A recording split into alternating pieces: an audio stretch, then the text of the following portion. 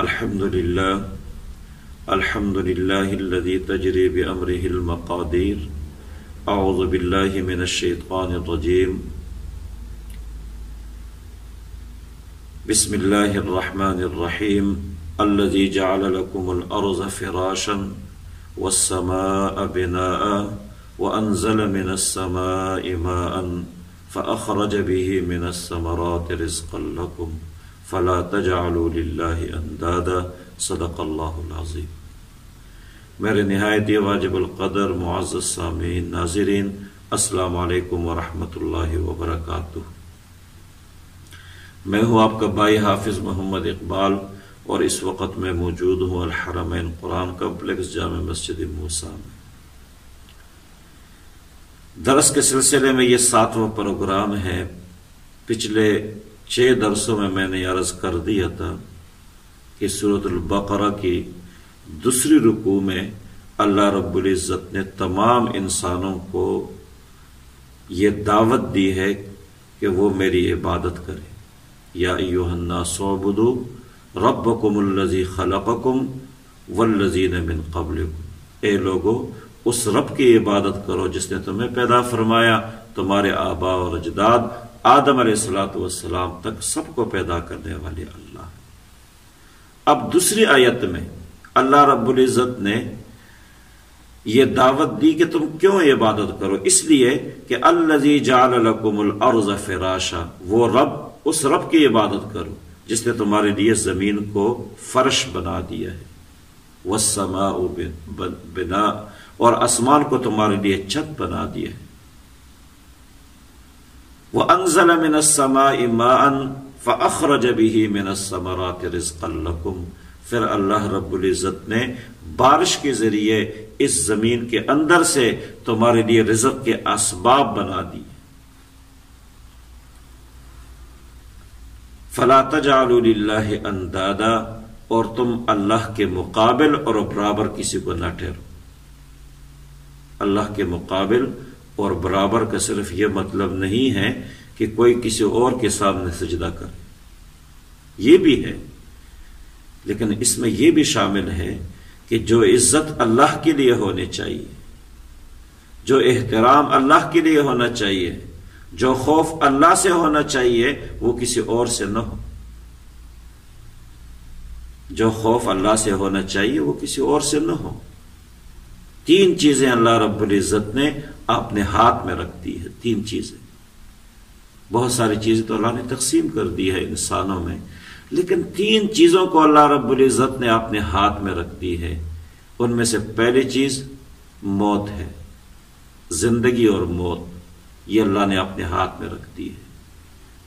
کوئی آدمی جب چاہے کسی کو مار دے یا زندہ کر دے، یہ ممکن نہیں ہے. دوسری چیز رزق ہے. یہ اللہ رب العزت نے اپنے ہاتھ میں رکھ دی. ساری دنیا والے مل کے کسی آدمی کے رزق بند کرنا چاہے تو نہیں بند کر سکتے، اور اللہ کسی کے رزق کو بند کر دے، مسدود کر دے، کم کر دے، ساری دنیا والے مل کے اس کے رزق کو زیادہ نہیں کر سکتے. اور تیسری چیز عزت ہے. قل اللہم مالک الملک تؤتی الملک من تشاء وتنزع الملک ممن تشاء وتعز من تشاء وتذل من تشاء. عزت بھی اللہ کے ہاتھ میں ہے، حکومت بھی اللہ کے ہاتھ میں ہے، اور رزق بھی اللہ کے ہاتھ میں. اور یہ بھی ضروری نہیں ہے کہ ایک آدمی کے پاس مال و دولت ہو اور عزت بھی ہو. یہ ضروری نہیں. بہت سارے دنیا میں گرد و پیش میں بہت سارے لوگ ایسے بھی گزرے ہیں کہ جن کے پاس مال و دولت کی کمی نہیں تھی، لیکن اللہ رب العزت نے عزت ان سے چھین لی. اور یہ بھی ضروری نہیں ہے کہ کسی کے پاس حکومت ہو تو عزت بھی اسی کے پاس ہو. حضرت سیدنا حسین رضی اللہ تعالی عنہ کو اللہ رب العزت نے عزتوں سے نوازا، اور حکومت یزید کے پاس تھی. مال اور دولت، خزانے یہ قارون کے پاس تھے، اور عزت سے اللہ رب العزت نے موسیٰ علیہ السلام کو نوازا. حکومت، اقتدار اور طاقت یہ نمرود کے پاس اور عزتوں سے اللہ رب العزت نے ابراہیم علیہ السلام کو نوازا۔ مدینے میں سرداری ابو جہل کے پاس تھی اور عزت سے اللہ رب العزت نے آقا صلی اللہ علیہ وسلم کو نوازا۔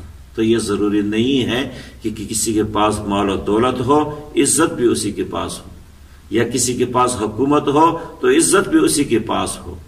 ایسے بے شمار لوگ دنیا میں گزرے ہیں، تاریخ میں جلی الفاظ کے ساتھ ان کا تذکرہ موجود ہے کہ نہ ان کے پاس حکومت تھی نہ مال و دولت، پھر بھی اللہ رب العزت نے عزتوں سے ان کو سرفراز فرمایا۔ اس سے یہ بات معلوم ہو گئی کہ بندے کو کم سے کم رزق کے لیے پریشان نہیں ہونا چاہیے،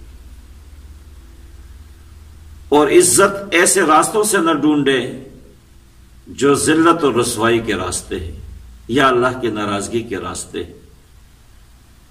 نہ رزق کو ایسے راستوں سے تلاش کرے اور نہ ہی عزت کو ایسے راستوں سے تلاش کرے، کیونکہ یہ اللہ کے ہاتھ میں ہے۔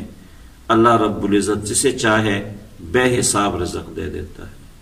اس کے لیے نہ عقل کی ضرورت ہے، نہ ڈگریوں کی ضرورت ہے، نہ تعلیم کی ضرورت ہے۔ اور یہ ہمارے سامنے ہے کہ بہت سارے ڈگریوں والے یوں گھوم رہے ہیں، اور جن کے پاس ڈگریاں نہیں ہیں، تعلیم نہیں ہے، ان کو اللہ رب العزت نے بے شمار رزق سے نوازا ہے۔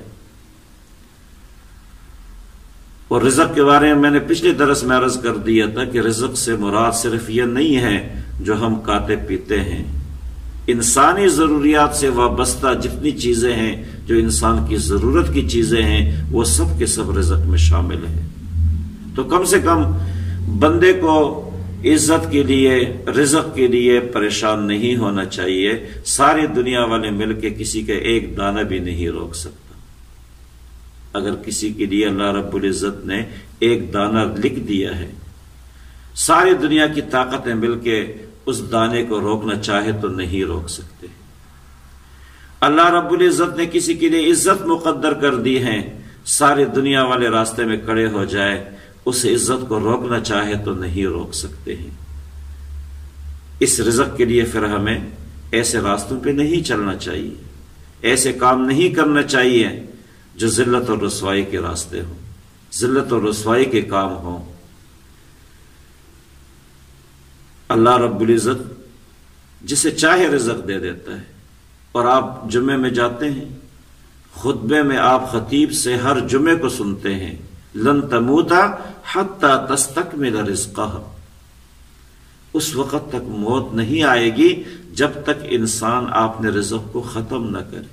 اس لیے اس رزق کے لیے جھوٹ بھی نہیں بولنا چاہیے، دھوکہ بھی نہیں کرنا چاہیے، فراڈ بھی نہیں کرنا چاہیے، اور کسی کی خوشامدی بھی نہیں کرنا چاہیے، کیونکہ اللہ کے ہاتھ میں ہے، کسی کے ہاتھ میں نہیں ہے۔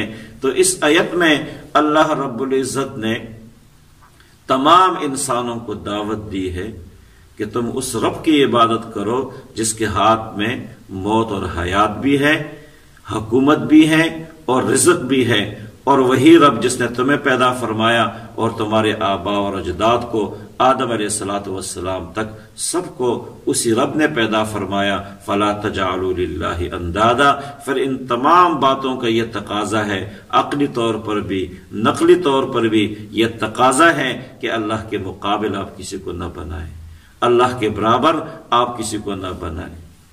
اب دیکھو اللہ رب العزت بندے کو زمین سے کیسے رزق دیتا ہے، سوچنے کی بات ہے۔ اگر ہمارے سامنے ایک نوالا آ جاتا ہے تیار ہو کے، تو کبھی ہم نے سوچا ہے اس بات کو کہ یہ نوالا ہم تک کیسے پہنچا ہے؟ ایک بندہ زمین میں دانہ ڈالتا ہے، اور زمین کی خاصیت یہ ہے کہ اس میں کوئی چیز ڈالو وہ چیز ختم ہو جاتی ہے، لوہا رکھ دو زنگ لگ جاتا ہے اس کو۔ ایک آدمی دانہ ڈالتا ہے، اللہ رب العزت اس دانے کے اندر سے بندوں کو بے شمار دانے اور رزق دے دیتا ہے۔ اس پہ اللہ کی مخلوق میں سے انسان بھی محنت کرتے ہیں، اور پھر سورج کی تپش کو دیکھو، پھر آسمانوں سے پانی کو دیکھو، پھر ایک دانہ اس سے آٹا بن جاتا ہے، اور اس آٹے بنانے پر کتنے لوگ محنت کرتے ہیں. کسی نے زمین میں دانہ ڈال دیا، کسی نے اس کی حفاظت کر دی، کسی نے کاٹ دیا، کسی نے پیس دیا، اس کے بعد وہ نوالے کی صورت میں ہمارے سامنے تیار ہو کر آ جائے تو کم سے کم ہمیں اس رب کے شکر ادا کرنا چاہیے. اس لیے حضور آقا صلی اللہ علیہ وسلم نے ارشاد فرمایا کہ جب تم کھانا کھاؤ تو بسم اللہ پڑھا کرو. یہ روزی دینے والا، یہ لقمہ دینے والا اللہ ہے، اور جب تم فارغ ہو کھانے سے تو اللہ کا شکر ادا کرو، الحمدللہ الذی اطعمنا وسقانا وجعلنا من المسلمین. تو میرے دوستو، عزیزو اور بھائیو، آج کل جتنے جھگڑے ہیں اس رزق کے لیے، اور یہ رزق اللہ کے ہاتھ میں ہے. کوئی بندہ کسی کے رزق کو روک نہیں سکتا. جب نہیں روک سکتا ہے تو پھر دوسرے بھائی کے لیے حسد دل سے نکال دو، بغض دل سے نکال دو. اس رزق کے لیے جھوٹ بولنا چھوڑ دو، قسمیں اٹھانا چھوڑ دو، دھوکہ دینا چھوڑ دو، کیونکہ یہ اللہ کے ہاتھ میں ہے. اور عزت کو حاصل کرنے کے لیے ایسے راستوں کے اختیار نہ کرو جو ذلت اور رسوائی کے راستے ہیں. جزاکم اللہ خیرا، احسن الجزا. یوٹیوب پہ ہمارا چینل الحرمین، تمام احباب اس کو سبسکرائب کریں، اس کو لائک کریں، ویڈیوز شیئر کریں، اور بیل آئیکن کو ضرور دبائیں تاکہ ہماری اچھی ویڈیوز آپ تک پہنچ سکیں.